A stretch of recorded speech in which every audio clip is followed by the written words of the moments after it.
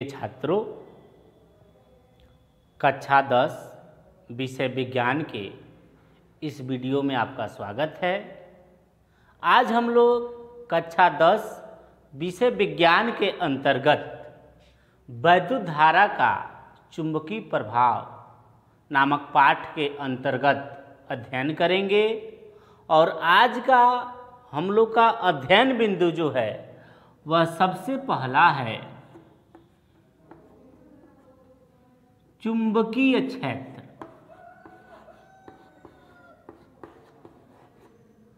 चुंबकीय क्षेत्र यानी सबसे पहला जो अध्ययन बिंदु हम लोग का है वह चुंबकीय क्षेत्र है। दूसरा है चुंबकीय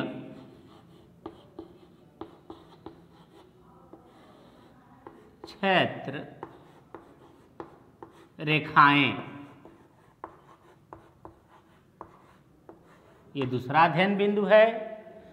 तीसरा अध्ययन बिंदु है चुंबकीय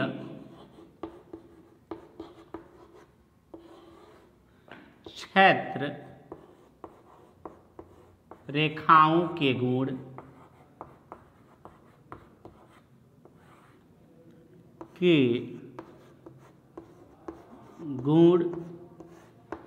और चौथा अध्ययन बिंदु है उदासीन बिंदु। उदासीन बिंदु। आज हम लोग इन चारों बिंदुओं के बारे में अध्ययन करेंगे। इन बिंदुओं को पढ़ने से पहले हम जानेंगे कि वैद्युत धारा का चुंबकीय प्रभाव क्या होता है। पिछले पाठ में हम लोग वैद्युत धारा के ऊष्मीय प्रभाव के बारे में अध्ययन किए थे।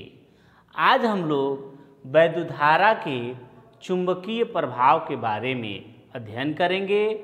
तो अगर आपसे पूछा जाए कि वैद्युत धारा के चुंबकीय प्रभाव से आप क्या समझते हैं, तो आप बताएंगे जब किसी चालक में धारा प्रवाहित किया जाता है तो उस चालक के चारों ओर चुंबकीय क्षेत्र उत्पन्न हो जाता है।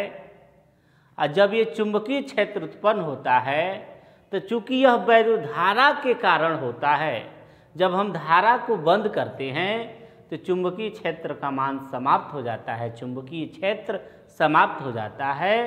तो इसे ही हम लोग वैद्युत धारा का चुंबकीय प्रभाव कहते हैं। जब किसी चालक में वैद्युत धारा प्रवाहित किया जाता है तो चालक के चारों तरफ चुंबकीय क्षेत्र उत्पन्न हो जाता है। इसे हम लोग वैद्युत धारा का चुंबकीय प्रभाव कहते हैं। वैद्युत धारा का चुंबकीय प्रभाव जानने के बाद हम लोग थोड़ा सा चुंबक के बारे में जानकारी प्राप्त करेंगे। चुंबक एक ऐसा पदार्थ होता है जो लोहे से निर्मित वस्तुओं को, चुंबकीय पदार्थों को अपने तरफ आकर्षित करता है। यदि क्षण चुंबक है तो उस क्षण चुंबक में दो ध्रुव होंगे। पहले को हम उत्तरी ध्रुव कहते हैं और दूसरे को दक्षिणी ध्रुव कहते हैं। उत्तरी ध्रुव का मतलब यन लिखते हैं और दक्षिणी ध्रुव का मतलब यस लिखते हैं। चुंबक है तो चुंबक के सजातीय ध्रुवों के बीच यदि दो चुंबक हैं तो अगर ये सजातीय ध्रुव हैं, यानी यह उत्तरी ध्रुव है तो इसके तरफ हम दूसरे चुंबक के उत्तरी ध्रुव को लाते हैं तो उनके बीच प्रतिकर्षण होता है और ये दोनों एक दूसरे को दूर हटाते हैं, एक दूसरे को प्रतिकर्षित करते हैं।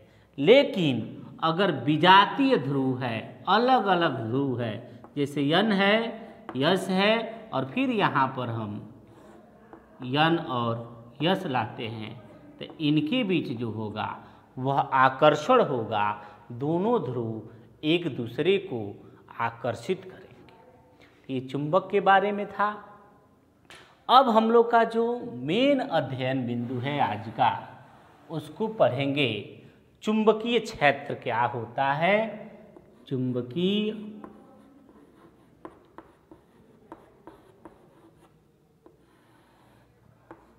क्षेत्र, चुंबकीय क्षेत्र को अंग्रेजी में हम लोग मैग्नेटिक फील्ड कहते हैं। क्या कहते हैं? मैग्नेटिक फील्ड, चुंबकीय क्षेत्र, मैग्नेटिक फील्ड। प्रिय छात्रों, आप एक सरल प्रयोग के द्वारा चुंबकीय क्षेत्र को समझ सकते हैं। हम एक चुंबक लेते हैं और उसको अपने सामने किसी पृष्ठ पर रख देते हैं और इस चुंबक के तरफ दूर से किसी लोहे के वस्तु को लाते हैं। जैसे जैसे चुंबक इस वस्तु को, जो लोहे की बनी है, चुंबक के तरफ लाते हैं तो एक बिंदु हमको ऐसा मिलता है जहाँ से इस वस्तु को चुंबक के तरफ लाना नहीं है, चुंबक उसको खींच लेती है। अब यह बिंदु ऐसा है जहाँ पर अगर कोई पदार्थ है, चुंबकीय पदार्थ है, लौह पदार्थ है, तो इसे चुंबक अपने तरफ खींच ले रही है, तो ये एक ऐसा इस चुंबक के चारों ओर क्षेत्र बनेगा कि इस क्षेत्र में कहीं भी चुंबकीय पदार्थ होगा, लोहे से बना हुआ पदार्थ होगा, तो उस पदार्थ को यह चुंबक जो है अपने तरफ खींच लेगा। तो अगर हमको चुंबकीय क्षेत्र या मैग्नेटिक फील्ड को परिभाषित करना है तो हम बताएंगे किसी चुंबक के चारों ओर का वह क्षेत्र जिसमें कोई चुंबकीय पदार्थ उसके चुंबकीय प्रभाव का अनुभव करता है, चुंबकीय क्षेत्र कहलाता है। कैसे आप बताएंगे? किसी चुंबक के चारों ओर का वह क्षेत्र जिसमें कोई चुंबकीय पदार्थ उस चुंबक के प्रभाव का अनुभव करता है, चुंबकीय क्षेत्र कहलाता है। चुंबकीय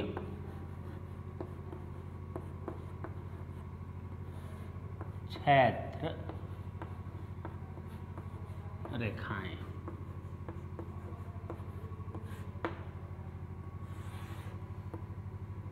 अब चुंबकीय क्षेत्र रेखाएं क्या होता है तो आप बताएंगे कि चुंबकीय क्षेत्र रेखाएं वे काल्पनिक निष्कोण वक्र होती हैं जो किसी बिंदु पर चुंबकीय क्षेत्र की तीव्रता का अविरत प्रदर्शन करती है।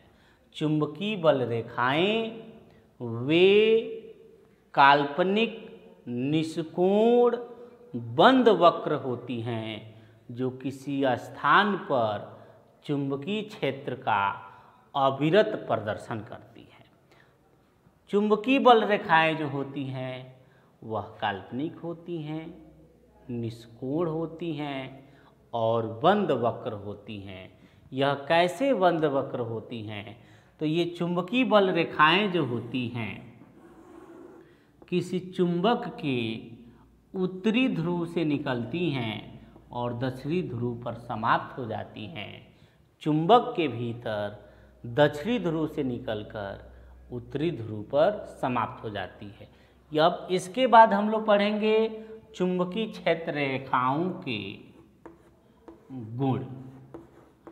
चुंबकीय क्षेत्र रेखाओं के गुण कौन कौन से हैं इसको पढ़ेंगे।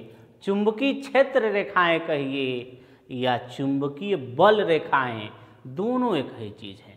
तो गुण में हम सबसे पहला जानेंगे कि चुंबकीय क्षेत्र रेखाओं में, चुंबकीय बल रेखाओं में कौन कौन से गुण हैं। तो सबसे पहला, चुंबकीय बल रेखाएं जो होती हैं या चुंबकीय क्षेत्र रेखाएं जो होती हैं वह चुंबक के उत्तरी ध्रुव से निकलती हैं और दक्षिणी ध्रुव पर समाप्त हो जाती है। ये चुंबक के उत्तरी ध्रुव से निकली और दक्षिणी ध्रुव पर समाप्त हो गई।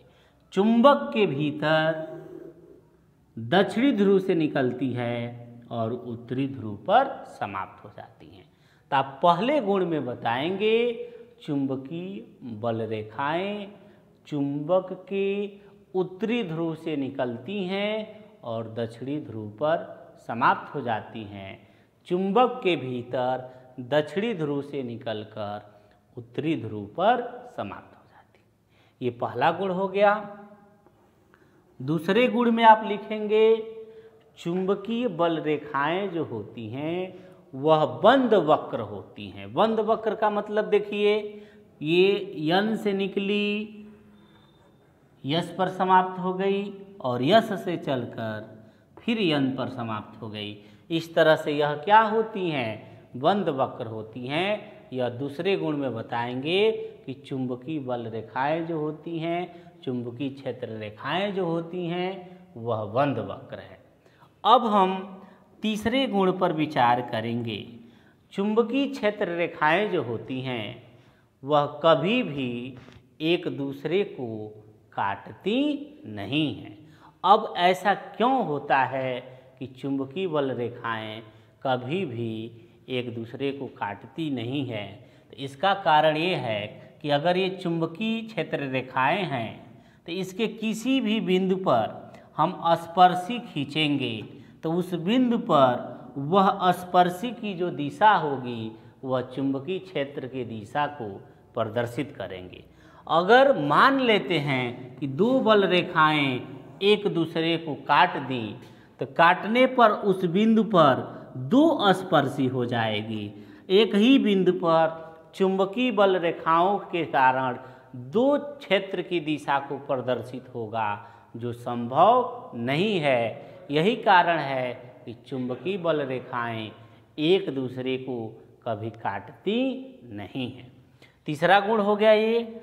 चौथे गुण के बारे में आप बताएंगे।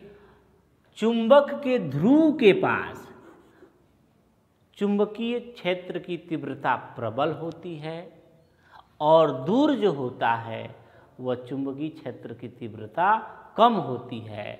इसका क्या कारण है? तो चुंबक के ध्रुव के पास जो है चुंबकीय बल रेखाएं जो होती हैं वो बहुत पास पास होती हैं, इसलिए वहाँ पर ध्रुव पर प्रबलता अधिक होती है और दूर प्रबलता जो होती है वह कम होती है। ये चौथे गुण में आप बताएंगे। पांचवें गुण में आप बताएंगे कि अगर चुंबकीय बल रेखाएं समान दूरी पर स्थित हैं और समांतर हैं तो इनके कारण जो चुंबकीय क्षेत्र होगा वह एक समान चुंबकीय क्षेत्र होगा। क्या होगा? एक समान चुंबकीय क्षेत्र, यानी समदूरस्थ स्थित चुंबकीय क्षेत्र रेखाओं के कारण चुंबकीय क्षेत्र जो होता है एक समान होता है। और वही अगर असमान दूरी पर चुंबकीय बल रेखाएं स्थित हों तो इनके कारण जो चुंबकीय क्षेत्र होगा वह असमान चुंबकीय क्षेत्र होगा। यानी ये छठवां में लिख देंगे असमान चुंबकीय क्षेत्र। ये हो गया। एक बार और चुंबकीय क्षेत्र रेखाओं के गुण को हम जान लेते हैं। पहले गुण में आप बताएंगे चुंबकीय क्षेत्र रेखाएं चुंबक के उत्तरी ध्रुव से निकलती हैं और दक्षिणी ध्रुव पर समाप्त हो जाती हैं। चुंबक के भीतर दक्षिणी ध्रुव से निकलकर उत्तरी ध्रुव पर समाप्त होती हैं। दूसरा बताएंगे चुंबकीय बल रेखाएं बंद वक्र होती हैं। तीसरा आप बताएंगे चुंबकीय बल रेखाएं जो होती हैं वे कभी भी एक दूसरे को काटती नहीं हैं। क्यों नहीं काटती हैं? क्योंकि कटान बिंदु पर चुंबकीय क्षेत्र की दिशा दो प्रदर्शित होगी जो संभव नहीं है।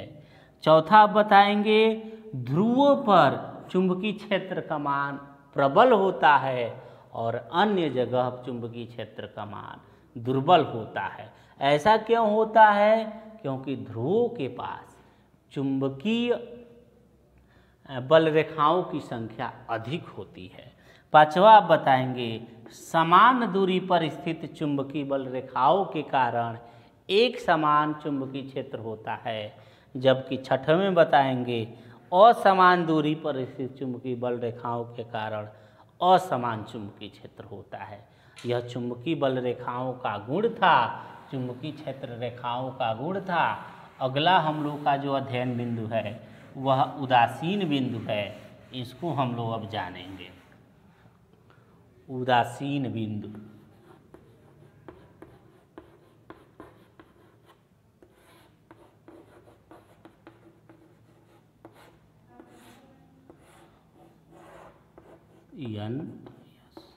इस तरह से हम लोग चुंबकीय बल रेखाओं को खींचते हैं।